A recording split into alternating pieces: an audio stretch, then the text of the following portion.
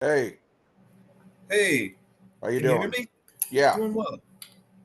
All right, give me 1 second to turn up the sound My a little bit. apologies for the tardiness there. No, you're good. I'm sure you know Chicago traffic. Uh, I do ride share driving part time, and lately I've just been doing my best to avoid the city as much as possible. I have to imagine this is a bit of a change for you because I've noticed I looked through your resume and uh I mean this is the first big city I believe you've worked in, so this must be I don't know what. It's you know what I've never lived in a city like Chicago. You know Yeah. everything that the places that I've lived mostly career wise have been pretty small places, but the biggest city I think I lived in at one point was Charleston, Yeah. maybe Lexington, Kentucky, maybe Lexington, Yeah. Kentucky, Lexington's, yeah. but it's not Chicago. You know what I mean? No, Oh my no, goodness. no. I took a trip once to Atlanta, and I was there visiting a friend who was filming a movie, and I got out of this off the set at around 11 or something, and I was had a hotel like outside of town, and it took me forever to get to the hotel. Yeah, Atlanta's historically bad. Historically bad. I never under because there was more lanes than I'd ever seen in my life. Yep. All right, well Same let me do here. let me do a quick introduction and we can get into it. All right. Absolutely. All right. Welcome back to the Rock and Roll Ghost podcast. This week we're pleased to have Chef Christian Hunter of I'm gonna screw it up. Tell me the pronunciation. It's Atelier. Atelier. Okay. I knew I should have asked that before I said it.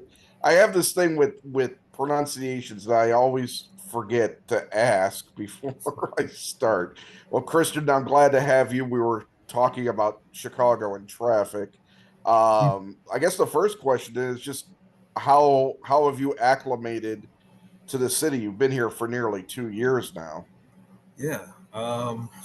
I would say still acclimating, honestly. My first year, honestly, in this city was a blur.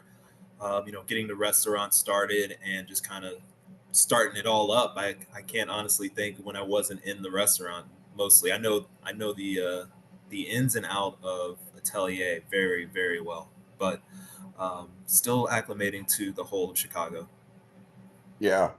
What's been your favorite thing so far that you've either discovered for yourself or and on the inverse, you know, what have been your least favorite things about Chicago so far? I'm not I would trying to s- get you to get you like hate from people in Chicago, just no, no.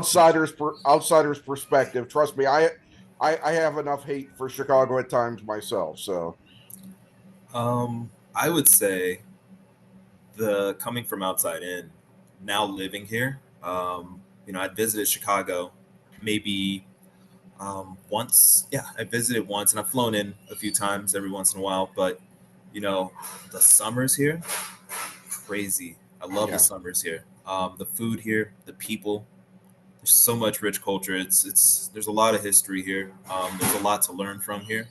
I'd say easily one of my favorite things. I would say least favorite thing. I'm still gonna have to say it's gonna be that highlighter green relish that we're putting on hot dogs here. That's the worst of it for me. That's it. really. Yeah. Yeah, I actually have grown to like the relish. I was never much of a fan myself, but now it's like if I'm going to order a Chicago hot dog, I don't mind having all of the stuff that's on a Chicago hot dog. But yeah, it's a bit much even for me, and I've lived here my whole damn life, so It really is. This place is a food city, legit. yeah, I'm yeah. inspired by every corner that's in this city.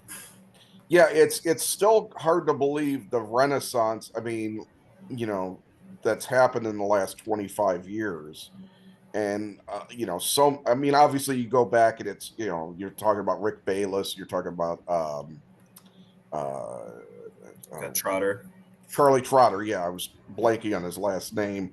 People like that, that kind of, broke a lot of ground for, the what was to come. And then you got people like Paul Kahn and One Off and Boca and all these places that have just, uh they were really the ones to really, start seizing on what Yeah. those people had done.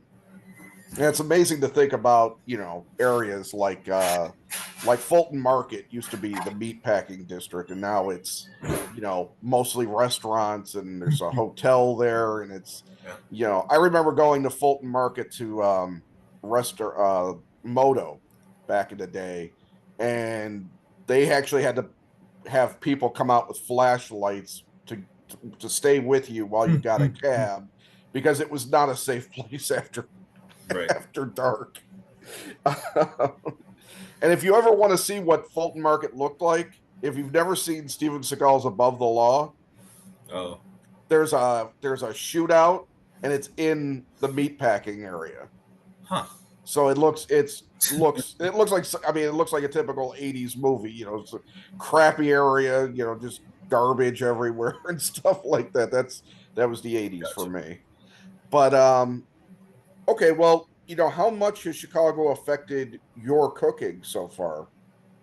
I would say from an exposure standpoint, it's definitely I've grown as a cook for sure in Chicago. There's even in my little couple adjacent neighborhoods to me, there is, let me see, Mexican restaurants, Korean restaurants, Persian restaurants, Vietnamese, Thai, Filipino. Like there is so much food around me, Mm, mm. and it's amazing. And so yeah, to be able to actually taste these things and learn from it and like appreciate a culture, like it's been great. Yeah. Do you live like kind of nearby the restaurant, or are you Oh, somewhere absolutely, else? yeah, Yeah. absolutely. Yeah, I because like I to. knowing where the restaurant is, and I was at Elizabeth back in the day. Yep. And I kind of lived sort of near there, and of course driving through there all the damn time. Yeah, that it's you're really at the more ethnic, I guess, area of the city, instead of the, the more of the high end stuff, which is obviously, River North or West Loop or what have you.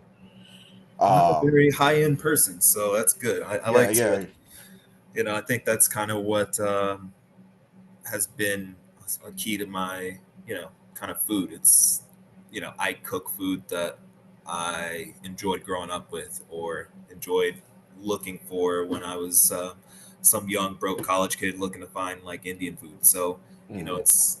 it's really fun and it's a really cool way to approach food and I, enjoy it. Yeah, yeah. Speaking of Indian food, I got to be honest, I've always had difficulty finding the spot to go to. Do you have a spot? I do, but I only have this. Yeah, you know what? I'll say it. So Indian, and I believe they're in River North. Uh, really, really great spot, and I believe they just opened up like a more casual location as well. But they are a Michelin tasting menu. But I mean, Right. really, really I good. know who you're talking about, and Yeah. I can't remember the name of top, but I know I've read about them. And then, yeah, I would say that's the place I want to get to. I still need to get over there, Yeah, but I've heard nothing but great things. yeah. Well, you're talking about, having, I guess, not as high end taste or background. But let's be honest, look at your what you're doing is obviously resonating. You were a James Beard finalist. Uh the restaurant got James Beard best new restaurant for the this year. You've got a Michelin star. You were Yeah. just a lot of things, have come your way, through, I'm guessing, a lot of hard work, but through your unique perspective, I'm gathering. How, I mean, I knew about the restaurant opening because I got the press stuff, but the first time I really had a real sense of what you were doing there was through Michael Magrin's The Hunger Substack, and he was seems to be like the first person to really um kind of, bring forth you to the public's mind. I know he did a follow-up article where he was kind of questioning why that hadn't happened when everybody was falling all over themselves to, eat wherever, eat at every new place that came up. Um, you know, what is so unique about your perspective that you're doing something different with a tasting menu, which most people associate with fine dining? Right. I would say I don't know if it's unique in the sense of no one else is doing it. I think that what I like to do and focus on is the first seasonality and Mm-hmm. hyper seasonality. What this peach or nectarine tastes like today versus when it gets picked 2 months or at the end of the season is going to taste completely different, and kind of Yeah. playing with those types of things. But as a sense of food and what inspires me, I think that I gravitate towards what I like to call grandma food. The Mm-hmm. food that I grew up eating. My mother made, great aunt, grandfather. This food that is like a hug. And I think that a lot of cultures and a lot of cuisines have that food, and you know getting an opportunity to eat that food and then being able to spin seasonal vegetables into that and making it work in a different palette and also bringing light to a different cuisine. That's kind of what I enjoy doing. And um, luckily, I think it resonates. And I've also had a really great team that I've worked with as well throughout all this success. So I can't do without them. I absolutely can't do without them. Yeah, no, and that's something I've been trying to kind of emphasize when talking to chefs or people at the, I guess, at the top, list of the restaurant, is that, people need to understand that it's not just this one person, Yeah. crafting everything. In some cases, I'm sure you get input and ideas from your staff as well. Absolutely. Yeah. I mean, to me, food is it's a collaborative experience. The idea is to focus in on we have this theme, we have this idea of how we want to pursue food, and as long as we stay in sort of that kind of we want to push local food, we want to push really really good food, but if we can stay in that vein and someone has like a great story where when they were sick one day their mom made them this meal and it was this like beet soup or it was a borscht or something like that. It's like, okay, let's run with that and let's see what we can do. And it's through that lens, I think that we all grow together in the kitchen Hmm. versus just kind of, you know, always one person creating food all the time. Okay. All To right. each their own, though. I, Yeah, I no, enjoy a collaborative experience. yeah, no, that's good. I mean, and I think we've seen a lot of changes. I think in the past 25 years, honestly, the changes that have been going on socially, in our country and how we examine things, and you know, you're basically getting the gist of it. Yeah, It's been probably about as cosmic of a shift as maybe like my grandparents went through in the 50s and 60s, with the idea that, yes, a lot of these things that were old hat, it suddenly became not just white men doing everything and taking credit for everything. right. And I think that's the cultural shift is also why we have some issues that we're having right now too. But I think nothing gets changed if it's easy. Sometimes things are hard for a reason, because it has to be hard to get through it. It would be nice if it weren't. But you've been in the business for how long now? 15, 16 years, I think. So you had to have seen a lot of changes uh since you started out.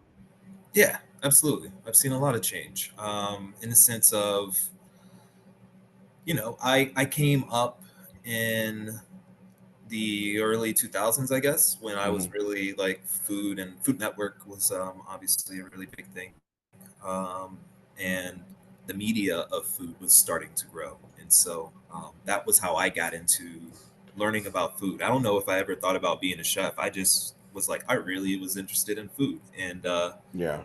ended up going to culinary school. And so um, throughout that kind of experience from culinary school, even till now, seeing, you know, people of color in leadership positions has definitely changed. Yeah.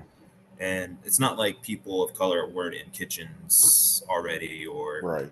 there. It's just there is, I guess, an opportunity, more media coverage, Hmm. more, you know, I don't know. I don't want to speculate at all, but, I think that depending on which route you went, I wasn't in a lot of metropolitan areas coming up in the kitchen. So I was Hmm. definitely one of the only black people in the kitchen. And if there was anyone, it was maybe a dishwasher or a Hmm. porter. And so, you know, ideally, the industry is changing for the better. Hmm. Um, More people are more interested in many backgrounds to get into this industry, and hopefully we'll find an opportunity to succeed. And my Yeah. my goal is to, push that as much as I can. Yeah, yeah. No, I mean it. I think it's a shame that a lot of people are fighting back against this. You see this with with Vice President Kamala Harris and the other side just hitting this DEI thing. Like it's tiring. It's tiring that we have to fight about people just being able to do the damn job and just getting the chance to do it. It's not about, well, we have to fill slots. It's just about giving the right people, it doesn't matter who they are, give the right people the chance to prove themselves and to do the job. And not even giving, but allowing. Or I keep saying allow. I'm sorry, I'm using the wrong words here, but just having that be open-minded enough to accept people in these positions, and I said this in another interview recently. I just want to get past all this nonsense and just so that people can be viewed as people and just be done with it, at this point. It's exhausting for me. I'm sure it's even more exhausting for someone like you. Yeah, I would say that the most the thing that I stick to, and this is just an overall thing, that if you want different results, you can't keep doing the same things. And Hmm. so, and I believe that in my industry in the kitchen, absolutely. If you want to, change your recipes or change your restaurant or do something, and you want to get better results, you have to make a change. And so, Yeah. I think that it is really cool to see um, more people get an opportunity that isn't usually seen as far as what the media shows, right? Hmm. I think different voices in the room is really important. Um, Yeah. and so, again, I'm happy to be one of those voices as well, as far as how we approach food, and to be able to, you know, succeed with the hard work and a great team. So, I'm Yeah. definitely um, grateful for the people that walked this route before me. There are Yeah. definitely some chefs that aren't, that are plenty of chefs out there that are really, really talented. And, the most important part is hopefully giving them a platform to stand on. Absolutely.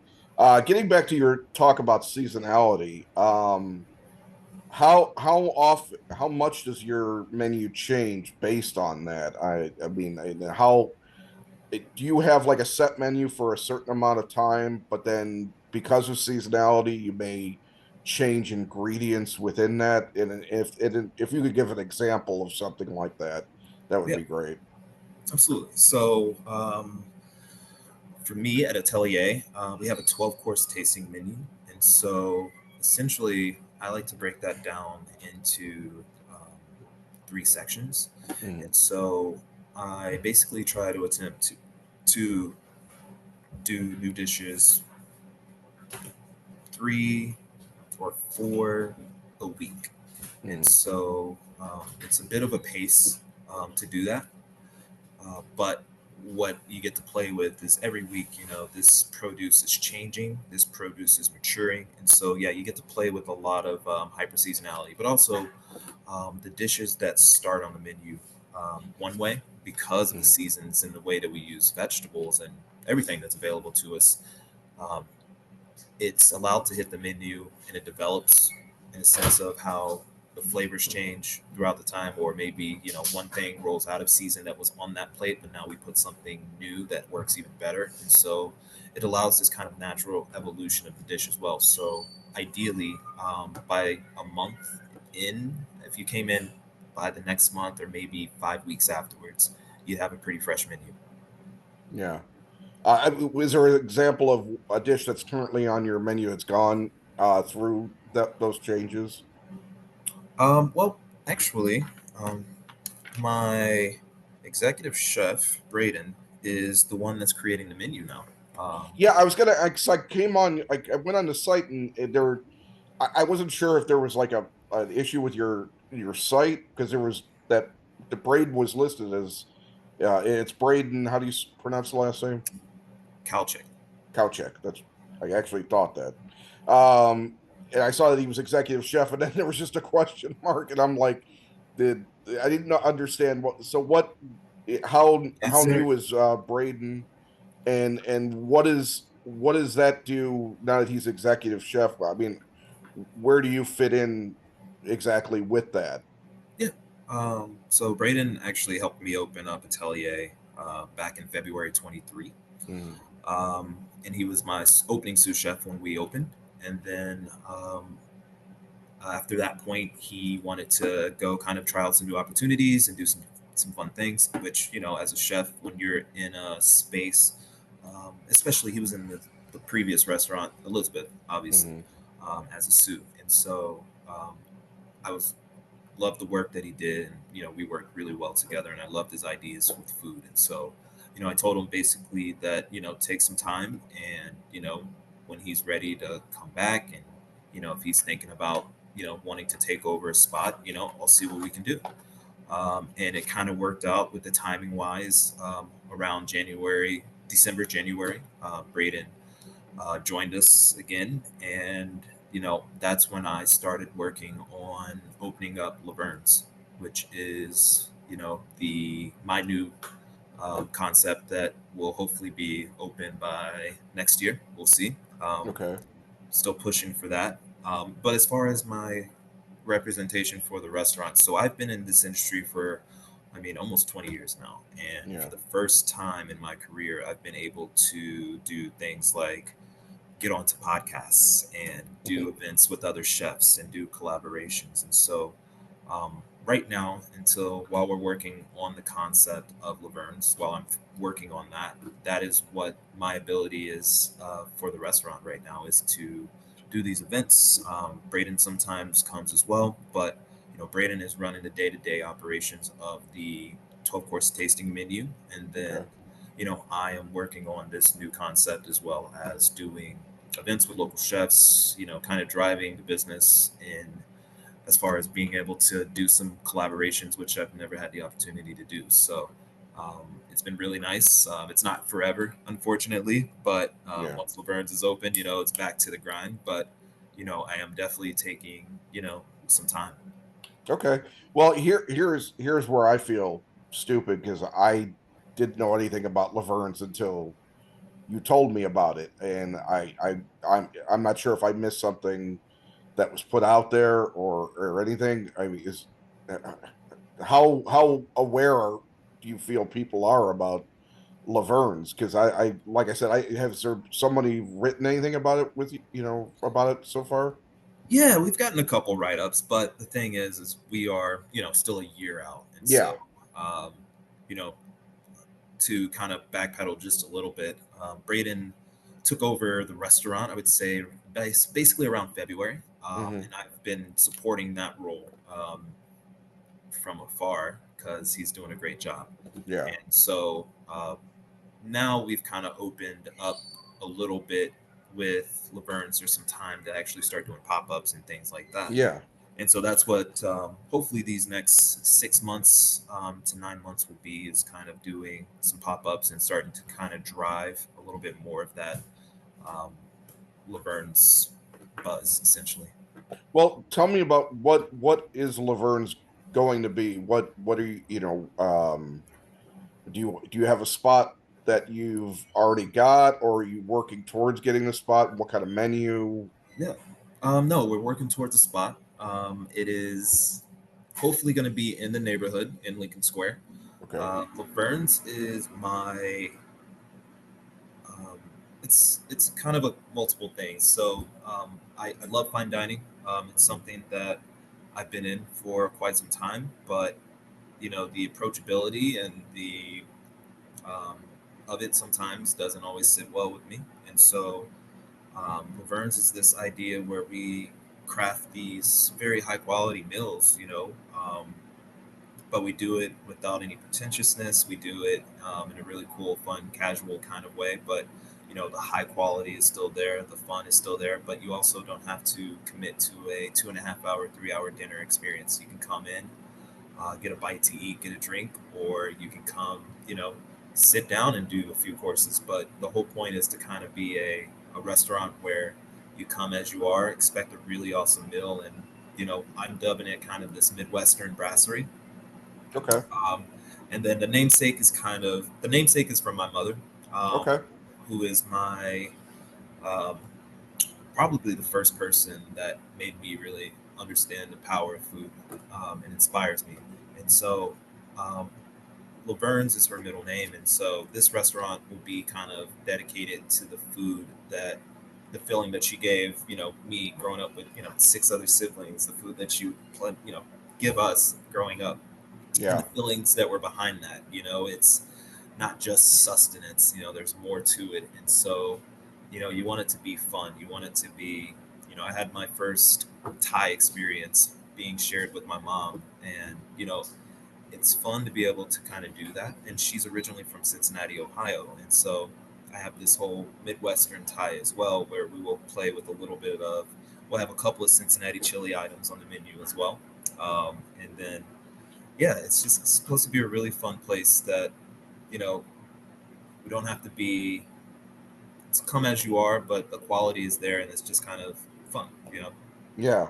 So I mean, in my head, I'm kind of the comparison I'm instantly getting from that in terms of what you're doing and the casualness is something like a vac in a way.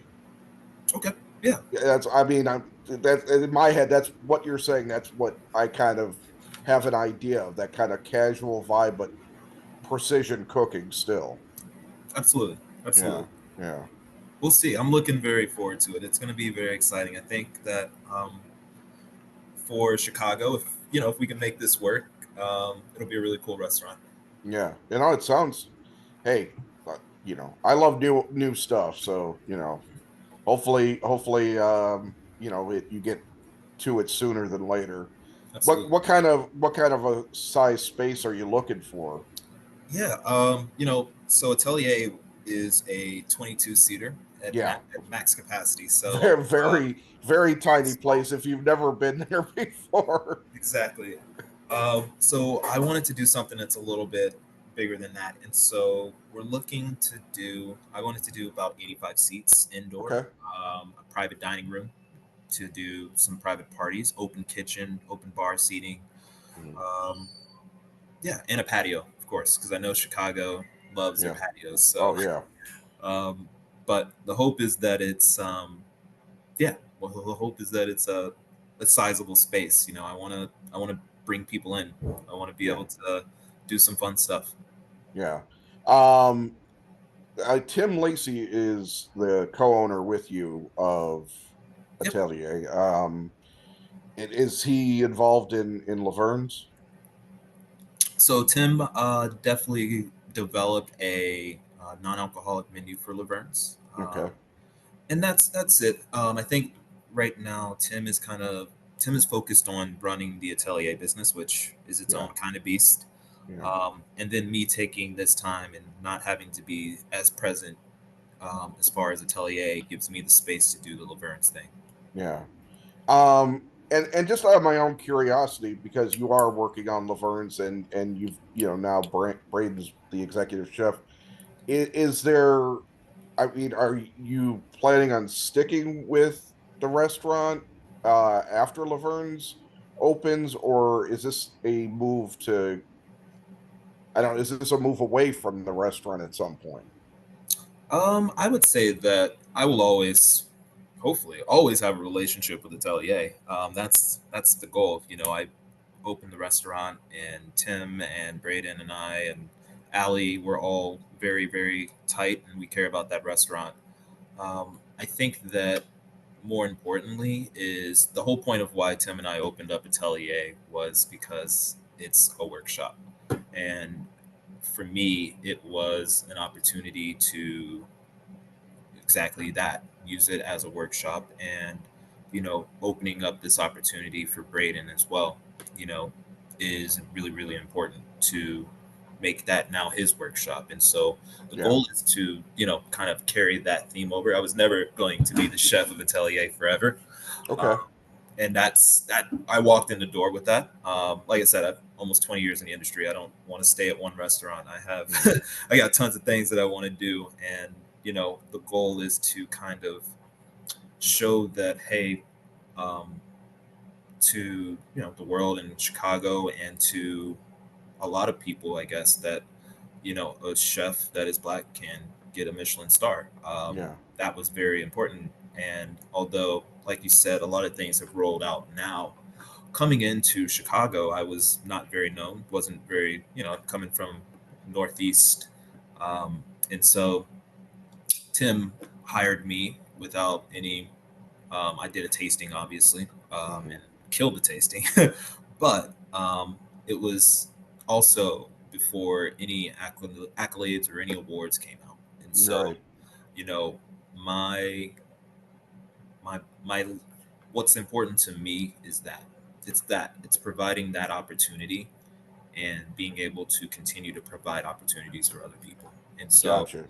whether I own Atelier or not, I'm not concerned about, but creating opportunities that will create another opportunity is what I'm trying to do. Gotcha. Okay. All right. Well, I just have a few more questions, and they're going to be pretty, I guess lively or bright or whatever, and not fun ones, I suppose. And basically, what are your go-to places to eat if you're going out? Um, Number one, I mean, what are your the ones that you're going to hit up at least once a week, probably? Um, well, I live in the neighborhood that I work in, so I do my daily walk to my coffee shop. It's going to be Geraldine's down in Lincoln Square. Uh, I always got to start the day there. And then if I'm going, if I'm just bopping around town, right. I would say on Irving Park. I don't know which road it's on, Okay. but there's Lachette's Inn, or Okay. Lachey's or Lachette's. That's one of my favorite places. Like, just Bavarian food, beer. Oh, I think I know the place you're talking about. Yeah, I never knew the name of it, but yeah, okay. yeah. I mess with that all day. Um, you know, Especially if they got Malort. So then we go. You're a fan of Malort. Oh yeah, yeah. You might be the I first person I've ever talked to that actually likes it. it's very popular, very popular. Took a, it gets better. I think they say it gets better with each shot. I think something like that. I don't know. Or it just gets easier to drink. Ugh. It's still tough. It is still tough, but it's good. It's a good one. Yeah, normally Malort is a I dare you to drink this drink. Oh my goodness. Let's see. I'm a big fan of. I really like that too in Avondale. Okay. Let's see. I do. I like Warlord. I like the Warlord. I like Warlord's vibe. I like also that they're open till they take Well, reservations till that works for guys that work at other restaurants. yeah, That that's and clutch. whatchamacallit, Au Cheval are like Yeah, the or Chinese places are like like every high, chef's. like a really high quality meal and cocktail at the end of, like, after a long day. Yeah. It's pretty nice. I basically, so I like to get burgers. I'm a big cheeseburger person. Okay. I don't know what's going on in Chicago, but they're everywhere. There's smash burgers everywhere, and so Yeah. I gotta try them all. Gotta try them all. And Yeah. so, I've done the Mother's Ruin. I've done um, I've definitely done all cheval, done small Yeah. cheval. But yeah, I go around and eat a lot of burgers. That's Okay. kind of my fun. If I'm eating burgers and taking shots of Malort. That's Okay. my day. What is your ideal burger? um, that's a good question. I'm gonna go ideal burger. I don't necessarily need it to be smashed to smithereens, but Hmm. thin patty that's got a little crisp, nice. Two of those American cheese slices. Hmm. If we're gonna go like the most basic, I would go American cheese slice, go ketchup, mustard, and shredded lettuce, and then maybe some pickles on there. Call it a day. Okay. Yeah, I personally have an aversion to lettuce on sandwiches. Mostly because it's normally iceberg, and iceberg is just crap. It's And crunchy water. it's like you never want to have lettuce on something that you're picking up and traveling with either, because then it just gets all wilty and gross too. The That's right. lettuce is only good when you have it right there, or Yeah, in a salad, you you're know. absolutely right. Um, so that's partly my thing with lettuce. I like other kinds of lettuce, but iceberg, ugh, forget about it. But you're pretty, yeah, your burger is pretty close to the one I would Oh, do. I forgot Red Hot Ranch. Red That's Hot Ranch. that's easily one of the best burgers in Chicago. Oh, the place. Sorry, Yeah, I yeah, yeah. Sorry. I was flat out blanking. I thought it was a hot sauce for a second. Yeah, no, I've been there. That actually is a good burger. Yeah. Yeah, and Au Cheval is definitely a favorite. I haven't been there in forever. I mean, I went there early and it was insane, and then Food and Wine or whatever put out the thing about it being like after that it was like lights out. I mean, I don't know if I'm ever going back to Au Cheval at this Yeah. point. I It's mean, just impossible. it's a really cool spot. I it makes me want to do like a fancy like Waffle House, honestly. Like that's kind of Oh, like that's a very cool spot. I like what they do there. yeah. Um, so you do, with Atelier, you're doing a tasting menu. What tasting menus in Chicago have you been to? Let's see. I've been they've all been really really awesome. Let's see. So far, I don't typically do tasting menus when I go out. Yeah, no, It's, they're.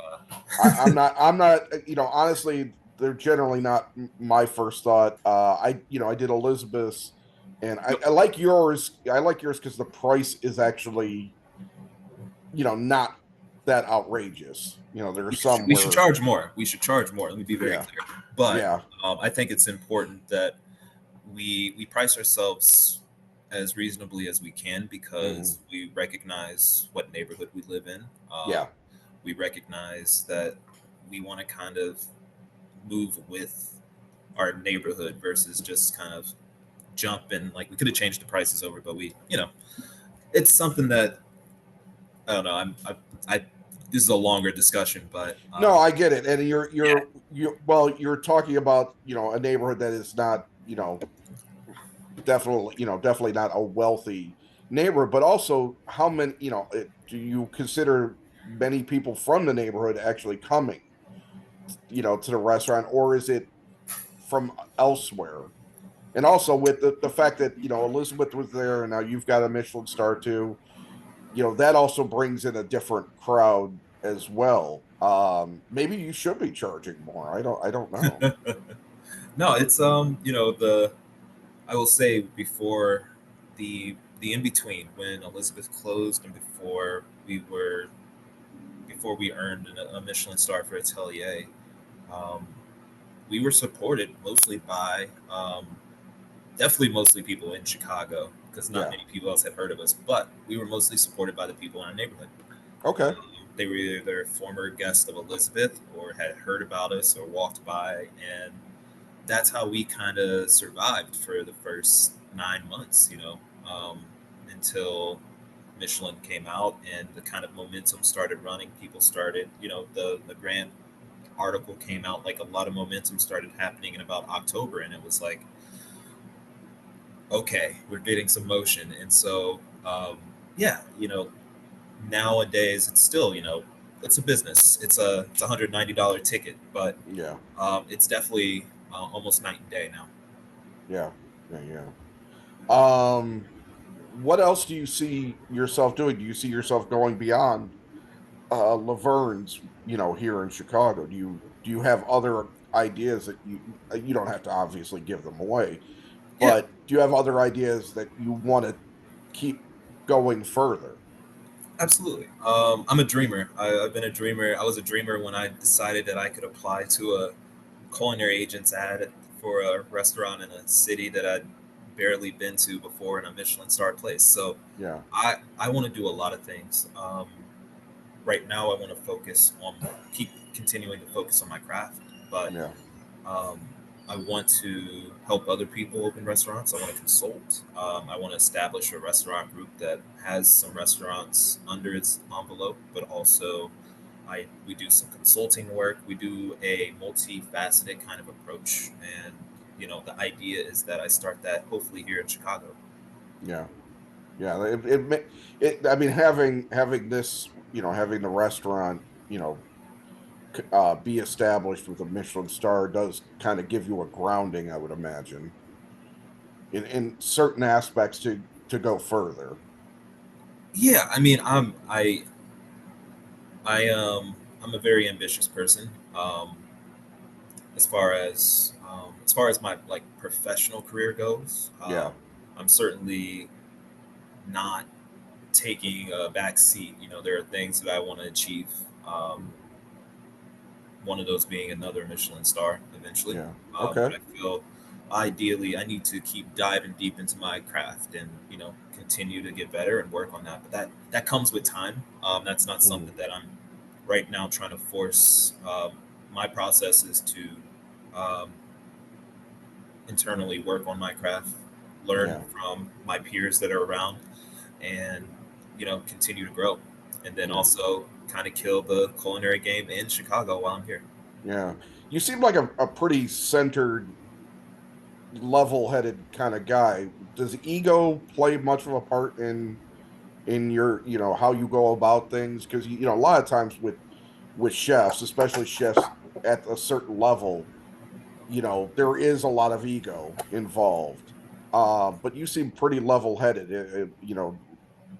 What is the status with, like your ego in terms of compared to like other people you've seen? Yeah, I would say I'm a very chill, relaxed person. Um, Yeah.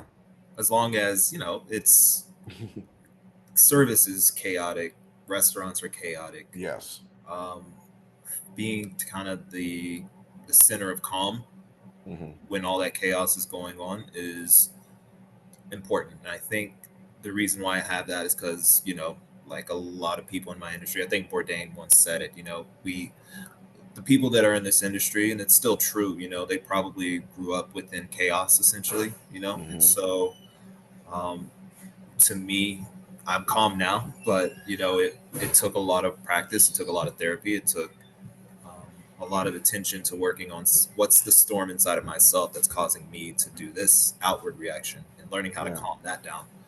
Um, and so I think that the biggest thing for me, I definitely have an ego. I want to be the best. I want to do the best. I Okay. want to make the best. Like that's 100%. But I don't think I can get there by myself. I need Gotcha. a team. I need help. I need all the things, all the support. So, and then we can get there together, And Yeah. so I don't think, yeah, that's kind of my approach to it.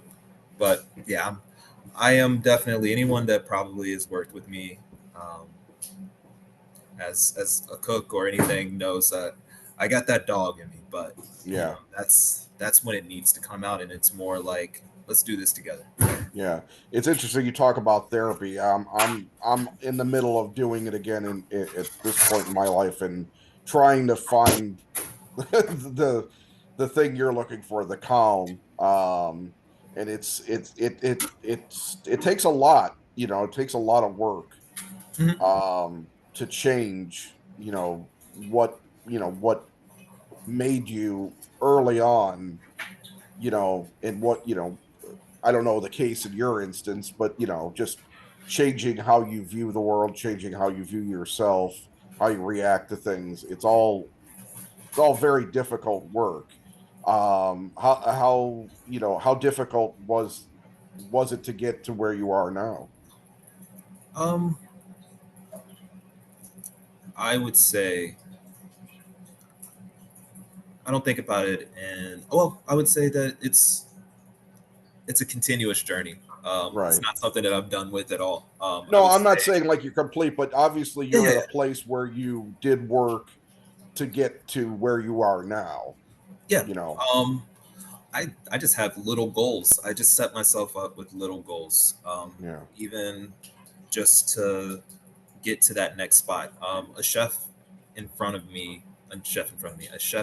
college told me something that you can apply to kind of any facet of life, but you know, he told me specifically, you work at the job you want, like as in the position you want, not in the position that you have. And so, with that attitude and that mindset, that told me that if I wanted to do better or be better, it's going to take active effort for me to Hmm. do that. And so, on a professional level, actively reading books, getting into cookbooks, learning the history of food, learning how to do things myself and not just watching a video and saying I know how to do it. It's taking a Yeah. chance, learning new skills. And so it's the same thing with personal growth for me. It's recognizing what these things are Hmm. and how they can be translated and then communicated and learning, okay, is this what I'm trying to actually communicate or is there something underneath there? And that is something that even in the heat of a moment when you're cooking food, you can be upset about a delivery that never showed up, but you kind of yell at a cook who burned this fish or something, and it's Right. like, why Yeah. are you yelling at them? And so, we all have moments like that, but learning to kind of control those moments and also have it inside of yourself before you ever have that reaction to kind of be in that place. It's definitely something I learned. And learning it in a kitchen, I think, is something really cool because the old ways of yelling and throwing pans or burning Right. people, that's unacceptable. And Yeah. so, you know, learning how to approach people and talk to them like people, it sounds crazy, but it's a good thing, and it's something that I think our industry is really really working on. Yeah. I just have two more quick questions for you, and then I'll let you go. One, I tend to ask this of chefs because the Chicago presence in this area is less than I would like it to be, but it also might be a thing of Chicago. Um, have you been offered any opportunities on like TV for like, like Food Network or anything like that? And or if you haven't, are you receptive to the idea of doing something like that? I definitely every once in a while will get an offer to do some show or something. It's obviously it's not my focus. Yeah. My focus is my craft. It's the restaurant that's already open. It's the restaurant that's trying to open. Yeah. And so that's kind of my focus. If I'm ever in a place where I can do that, I wouldn't go on a. I'd love to cook competitively with chefs, Mhm. and I'd love to do it in a setting that it's in a way very fun, but also collaborative. So like maybe I've done events where one night all the chefs do a collaborative tasting menu, Mhm. and then the next night each chef does like their own specified dish. And so like you know I like things like that require an idea swap. It's not just um, throwing ego on a plate. So Yeah. I Right. think that's a fun way to have competitions, but I definitely don't necessarily need it to be televised. And Gotcha. broadcast it nationally. Gotcha. Yeah. And like I said, I mean, it seems to be a Chicago thing where chefs here aren't as inclined to go on TV as much as say New York or LA. And I don't know if that says something about the city or and the people that are from it Yeah. or what it is, but it's interesting. Okay, final question. When you aren't dealing with any of this, what are you doing? Playing video games, going to concerts, what have you? What's like something you do in your spare time that actually it has nothing at all to do with the restaurant business? Um, sure. I mean, one of my favorite things to do in Chicago, just because everything here, like walking, it's just a great walking city. I walk around. I go to a local dispensary and buy some uh, buy some flour and just walk around and look at all the architecture in the city. It's there's so much history in the city, and so many beautiful buildings, and just a lot that you don't notice when you're just driving by or just going through life. And so it's a really cool break to kind of just be completely quiet from the restaurant and to walk around and be just immersed in the city. And that's kind of that's when I really feel like, I'm home, right? It's Mm-hmm. just immersing myself in the city, hearing, smelling, looking at the rats, it's a thing. Yeah, So yeah, that's pretty much it. that sounds like you sound like a friend of mine. He likes to do the same thing. Yeah. So, well, Christian, thank you very much for taking the time today. I wish good luck with Atelier and with Laverne's, and Thank you. maybe we'll talk again when we get closer to that. Okay. Absolutely. Thank you. All right. Thank you very much. You have a good rest of your day. Likewise. All right. Bye.